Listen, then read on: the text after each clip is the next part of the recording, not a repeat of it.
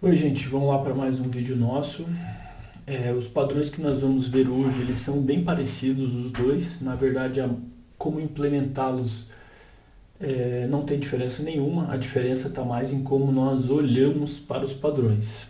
Esses padrões vão ser o proxy e o decorator. Tem a frase aqui do Sartre que eu peguei lá do livro de padrões, que é um olhar, antes de mais nada um intermediário que remete de mim a mim mesmo, que eu acho que tem muito a ver com o significado de que o que nós olhamos, ele vai passar por um filtro, né? Então ele vai passar pelo nosso filtro.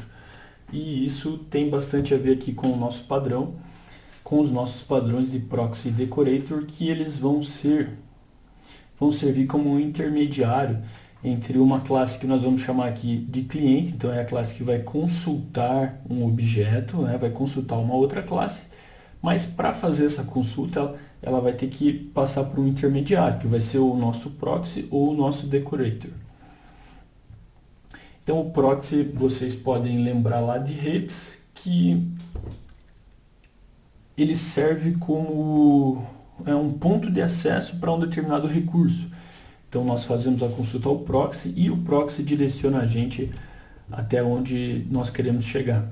É mais ou menos como quando utilizamos o proxy ali do IFSC para acessar o portal de periódicos da CAPES. Então ele precisa estar autenticado. Então nós fazemos a autenticação no proxy do IFSC e vamos até o portal de periódicos da CAPES com acesso garantido. Então a classe cliente aqui no nosso padrão de projeto vai invocar um método do objeto intermediário, que esse objeto intermediário sim vai chamar a funcionalidade aqui do objeto encapsulado. A diferença entre o proxy e o decorator é que o proxy, ele basicamente a gente vai implementar esse padrão para organizar o acesso. Então pode ser que o objeto ele esteja em uma parte da rede, da internet, em servidores diferentes, em bancos de dados diferentes. Então o proxy ele vai servir para organizar esse acesso à informação que a classe cliente está buscando. Já o decorator, ele vai aqui como intermediário adicionar uma funcionalidade a mais. Então um exemplo, que é o que nós vamos fazer, é adicionar a funcionalidade de verificação de se aquela consulta, se aqueles dados que estão sendo passados estão corretos. E aí nós deixamos no objeto encapsulado apenas a lógica de realmente retornar a informação que precisa retornar ou não, e no objeto intermediário a lógica de verificação. Então vamos lá ao nosso exemplo, deixa eu abrir aqui o Eclipse.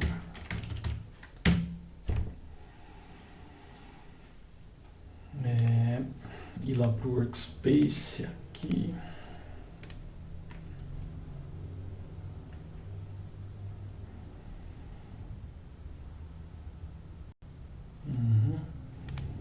Eu fiz uma atualização aqui no sistema, estava tentando resolver alguns problemas, eu acho que eu vou precisar... Bom, eu vou fechar esses padrões antigos e vou importar apenas o projeto do padrão atual. Kit padrões, que é o proxy e o decorator.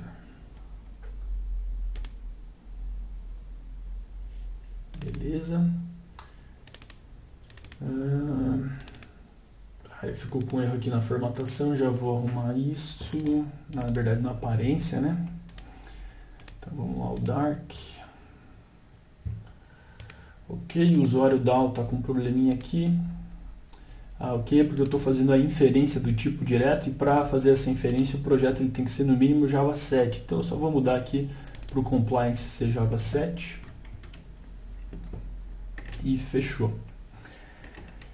Então aqui no nosso projeto de proxy e decorator, nós temos primeiro uma classe usuário bem simples, que só tem a string nome como atributo, o construtor e o getNome. Criei também uma usuário exception, só para a gente simbolizar que essa exceção é do tipo usuário, mas basicamente ela recebe uma mensagem e nós passamos essa mensagem para a construtora da classe exception, que é padrão da biblioteca de desenvolvimento Java. E aí nós temos as classes que implementam esses padrões, que nós estamos vendo hoje efetivamente. Então, primeiro, para implementar esses padrões, nós precisamos de uma interface, assim como para quase todos os padrões que estamos fazendo, né? Então, sempre que a gente for programar orientado a objeto, é interessante que nós usemos bastante interface e classes abstratas, porque elas sim vão permitir um polimorfismo de uma maneira bem inteligente. Então, temos aqui no usuário DAO interface, então o DAO é o Data Access Object, então essa classe aqui, ou essa interface que vai servir como assinatura, vai ser para dizer o que um objeto de acesso a dados de usuário precisa ter.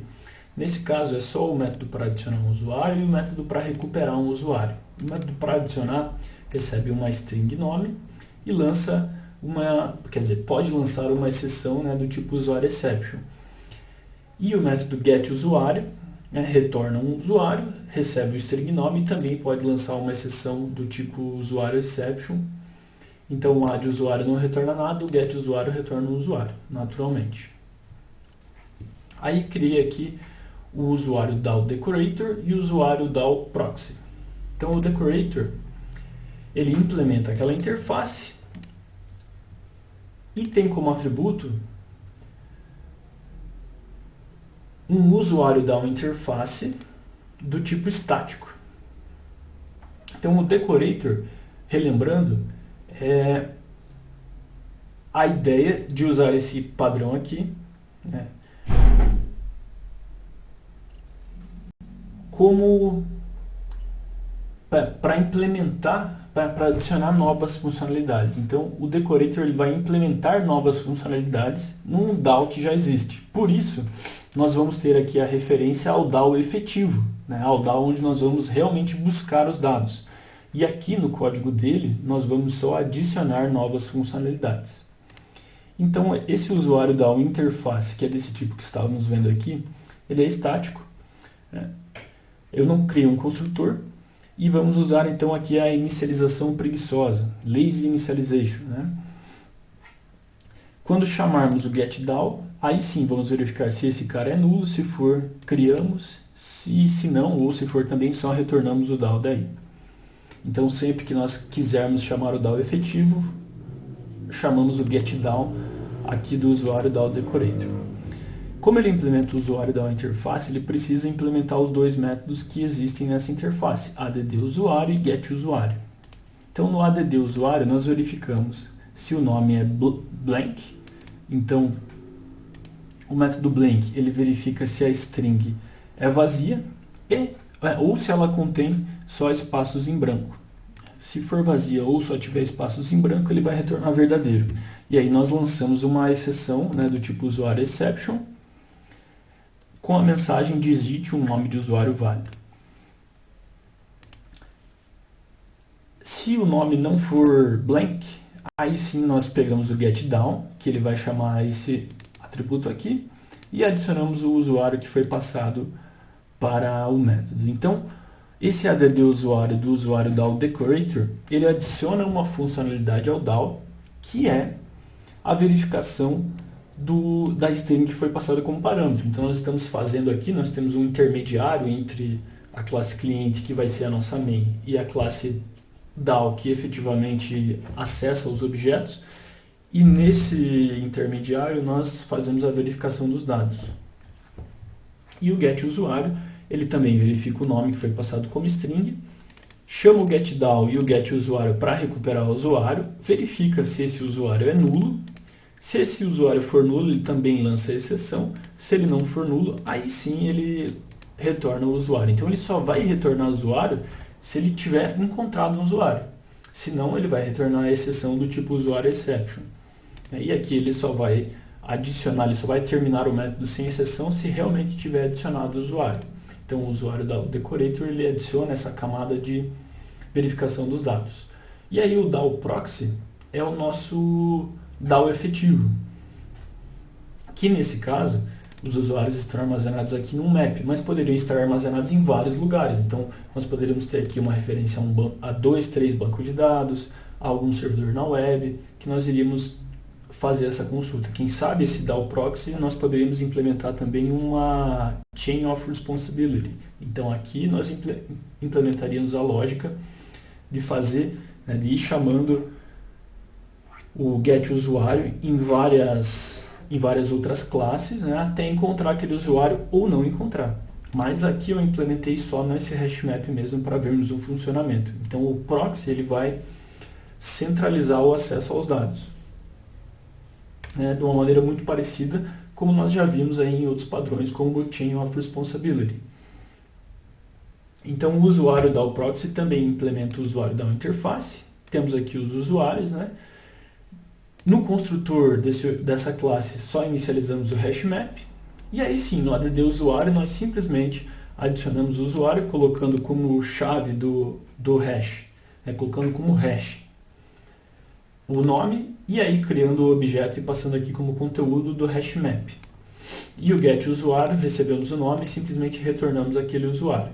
Então a verificação dos dados fica a par do usuário da decorator e o usuário da proxy é responsável apenas por adicionar e recuperar os dados.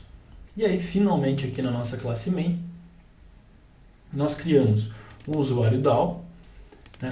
A referência é do tipo usuário DAO interface, mas o objeto é do tipo usuário DAO decorator. Então nós criamos o usuário DAO do tipo decorator, que é quem é responsável por verificar os dados e depois passar a requisição para frente. Aí tentamos adicionar ali no usuário DAO o add usuário vazio. Tá?